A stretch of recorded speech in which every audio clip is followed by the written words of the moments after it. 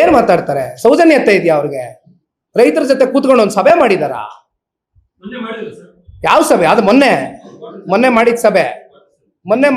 ಅಣ್ಣ, ಒಂದ್ ಕೆಲಸ ಮಾಡೋಣ, ಉಪಮುಖ್ಯಮಂತ್ರಿಗಳಿಗೆ ಏನಾದ್ರೂ ಸಮಯ ಇದ್ರೆ, ಉಪಮುಖ್ಯಮಂತ್ರಿಗಳಿಗೆ ಏನಾದ್ರೂ ನಿಜವಾದಂತ ಕಾಳಜಿ ನಮ್ಮ ರೈತರ ಪರವಾಗಿದ್ರೆ ದಯವಿಟ್ಟು ಹಳ್ಳಿಗಳಿಗೆ ಒಂದ್ಸಲಿ ಬರಲಿ. ನಿಖಿಲ್ ಕುಮಾರಸ್ವಾಮಿ ಟೈಮ್ ಕೊಡ್ತಾನೆ ಕಾಮನ್ ಮ್ಯಾನ್ ಆಗಿ. ನನಗೆ ಆ ಹುದ್ದೆ ಬೇಕಾಗಿಲ್ಲ. ಕಾಮನ್ ಮ್ಯಾನ್ ಆಗಿ, ಒಬ್ಬ ಕನ್ನಡಿಗನಾಗಿ, ಆ ಜಿಲ್ಲೆಯ ಒಬ್ಬ ಮಗನಾಗಿ ಹುಟ್ಟಿಲ್ಲ ನಾನಲ್ಲಿ. ಆದ್ರೆ ಭಾವನೆಗಳಿದೆ ರಾಮನಗರ ಜಿಲ್ಲೆ ಜನತೆ ಜೊತೆ. ನಾ ಬರ್ತೀನಿ. ಟೈಮ್ ಫಿಕ್ಸ್ ಮಾಡ್ತಾರ DCM ಅವರು? ಬರ್ತಾರ? ಸೌಹಾರ್ದಯುತವಾಗಿ ರೈತರನ್ನೆಲ್ಲ ಹಳ್ಳಿಗಳಿಗೆ ಹೋಗೋಣ, ಭೇಟಿ ಮಾಡೋಣ, ಕೇಳೋಣ, ಅವ್ರ ಕನ್ಸೆಂಟ್ ಅಕ್ವಿಸಿಷನ್ ತಗೊಳ್ಳೋಣ. ಬರ್ತಾರ? ನಾನ್ ರೆಡಿ ಇದ್ದೀನಿ. ಇನ್ನೇನ್ ಮಾತಾಡ್ತೀನಿ ಸರ್? ಒಂದ್ ನಿಮಿಷ ಹೇಳ್ತೀನಿ ಕೇಳಿ ಸರ್. ಕುಮಾರಸ್ವಾಮಿ ಅವ್ರಿಗೆ ಚಾಲೆಂಜ್ ಮಾಡೋದಿರ್ಲಿ, ರೈತರಿಗೆ ಉತ್ತರ ಕೊಡ್ಬೇಕು. ಸಮಸ್ಯೆ ಉದ್ಭವ ಆಗಿರೋದಿರ್ಲಿ. ಕುಮಾರಸ್ವಾಮಿ ಅವ್ರು ಯಾಕೆ ಚರ್ಚೆ ಮಾಡ್ತಾ ಇದ್ದಾರೆ? ರೈತರ ಪರವಾಗಿ ಚರ್ಚೆ ಮಾಡ್ತಾ ಇದ್ದಾರೆ. ನಾನು ಹೇಳ್ತಾ ಇರೋದೇನು, ನಡೀರಿ ರೈತರ ಸಂಕಷ್ಟ ಕೇಳೋಣ, ಆಲ್ಸೋಣ. ಏನ್ ಪ್ರಪಂಚ ಮುಳುಗೋಗಲ್ಲ. DCM ಕುರ್ಚಿ ಇನ್ನೂ 2 ವರ್ಷ ಇರ್ತದೆ.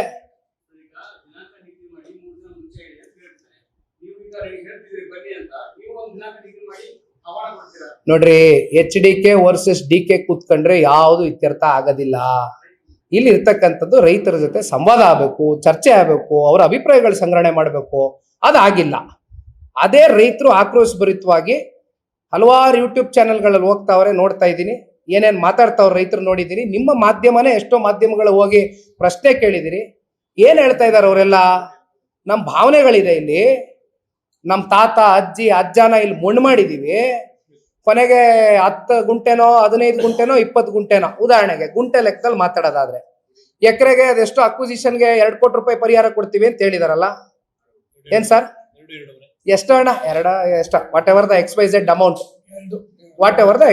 ಅಮೌಂಟ್.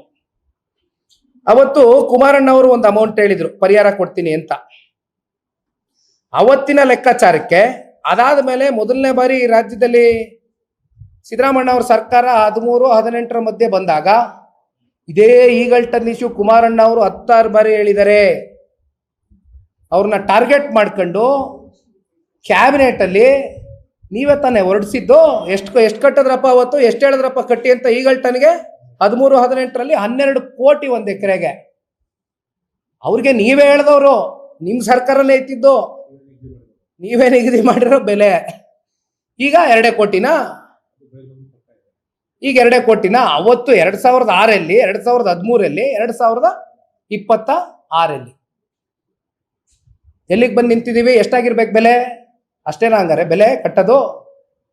ಆಯ್ತು, 10 ಗುಂಟೆ 15 ಗುಂಟೆ 20 ಗುಂಟೆ ಇಟ್ಕೊಂಡಿರ್ತಕ್ಕಂಥವ್ರು ಯಾರು ಸ್ವಾಮಿ? ಸಣ್ಣ ರೈತರು ಕಣ್ರಿ. ಹೈನುಗಾರಿಕೆ ಮಾಡ್ಕೊಂಡು, ಹಸ ಸಾಕೊಂಡು, ಕರ ಸಾಕೊಂಡು, ಮೇಕೆ ಸಾಕೊಂಡು, ಹೆಂಗೋ ಕನಿಷ್ಠ ಪಕ್ಷ ಗೌರವಿತವಾಗಾದ್ರೂ ಬದುಕ್ತಾವ್ರೆ. ಬಿಟ್ಬಿಡಿ ಬದುಕಕ್ಕೆ. 10 ಗುಂಟೆ 15 ಗುಂಟೆ 20 ಗುಂಟೆಗೆ ನೀವು ಕೊಡ್ತಕ್ಕಂಥ ಜುಜುಬಿ ದುಡ್ಡಲ್ಲಿ ಅವ್ರು ಏನಾದ್ರು ಬೆಂಗಳೂರು ಹೊರವಲಯದಲ್ಲಿ ಎಷ್ಟು ದಿನ ಬಂದು ಬದುಕಬಹುದು? ಎಲ್ಲಿಗೆ ಹೋಯ್ತಾರೆ? ಅವ್ರನ್ನ ಎಲ್ಲಿ ಎತ್ತಂಗಡಿ ಮಾಡ್ತೀರಿ? ಇದೇ ನೋಡ್ರಿ, ಇದೇ ಇಂಡಸ್ಟ್ರಿಯಲ್ ಟೌನ್ಶಿಪ್ ನೀವು ಮಾಡಬೇಕು ಅಂದ್ರೆ ನಾನು ಒಂದು ಸಲಹೆ ಕೊಡ್ತೀನಿ ರೀ.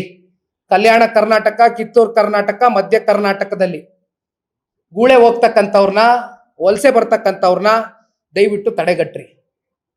ಯಾಕಪ್ಪ ಅಲ್ಲಿ ಬಂಜರ್ ಭೂಮಿಗಳಿಲ್ವಾ? ಅಲ್ಲೆಲ್ಲ ಫಲವತ್ತಾದಂಥ ಜಮೀನು ಕೈ ಹಾಕ್ಬೇಡ್ರಿ. ಮತ್ತೆ ನಾನು ಹೇಳ್ತಾ ಇದ್ದೀನಿ, ರೈತರಿಗೆ ನೋವು ಕೊಡಬೇಡ್ರಿ, ರೈತರಿಗೆ ಗೌರವಿತವಾಗಿ ಬದುಕಕ್ ಬಿಡ್ರಿ. ಫೈಂಡ್ ಔಟ್ ಮಾಡ್ರಿ, ಬಂಜರ್ ಭೂಮಿಗಳ ಕೈ ಹಾಕ್ರಿ, ಕೊಡ್ರಿ. ಕಲ್ಯಾಣ ಕರ್ನಾಟಕದಲ್ಲಿ ಇಂಡಸ್ಟ್ರಿ ತಗೊಂಬರ್ರಿ, ಉದ್ಯೋಗ ಸೃಷ್ಟಿ ಮಾಡ್ರಿ. ಯಾಕ್ರಿ ಅವ್ರ ಪಾಪ ಇಲ್ಲಿಗೆ ಬರ್ಬೇಕು? ಯಾಕ್ರಿ ಗುಳೆ ಹೋಗ್ಬೇಕು ಅವರು? ಯಾಕ್ರಿ ವಲಸೆ ಹೋಗ್ಬೇಕು ಅವರು? ಏನ್ ಬರೀ ಇಲ್ಲೇನಾ?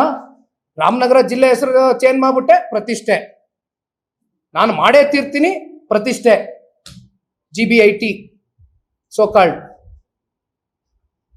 ಇರ್ಲಿ, ಬನ್ನಿ ಅಣ್ಣ. Thank you. ನ್ಯೂಸ್ ಫಸ್ಟ್, ನಿರ್ಭೀತಿಯಿಂದ ನಿಮ್ಮ ಪರವಾಗಿ.